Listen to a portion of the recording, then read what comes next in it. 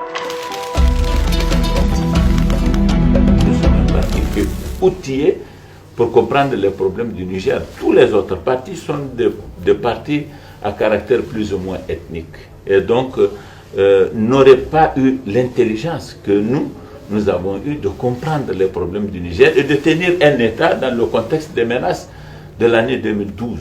Parce que, pour ceux qui suivaient ce dossier-là et qui étaient les plus avertis, ils pensaient que c'est le Niger qui s'écroulerait. Mais le Niger ne s'est pas écroulé, c'est le Mali qui s'est écroulé. Et ça tient à notre gouvernance.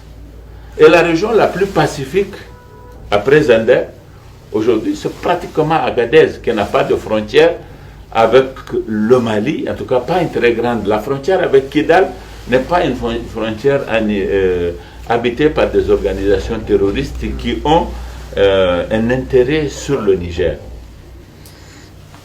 Mais ça, c'est absolument remarquable. Quelqu'un comme Maman Ousmane ne le comprendrait pas parce qu'il n'a jamais réfléchi à ces problèmes-là. C'est ça qu'il faut dire à Maman Ousmane. C'est qu'il ignore, lui. Ça ne l'intéresse pas, le Niger. Ça ne l'intéresse pas. Il vient, il se retrouve tout à fait par hasard au second tour. C'est-à-dire qu'il n'a jamais envisagé ça. Et il n'a jamais tenu de réunion, il n'a jamais fait de déclaration sur la situation sécuritaire, autrement que dans l'État. À chaque fois que je l'ai entendu parler, il parle de l'IDH. C'était pire quand lui, il était chef d'État.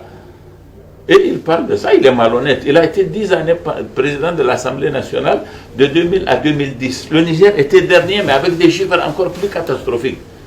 Vous voyez? Et aujourd'hui, il s'élève, il parle de l'IDH. Et des journalistes non avertis le croient, pensent qu'il a raison et qu'il peut mobiliser des gens sur cette base. Pourquoi il mobiliserait des gens? Non.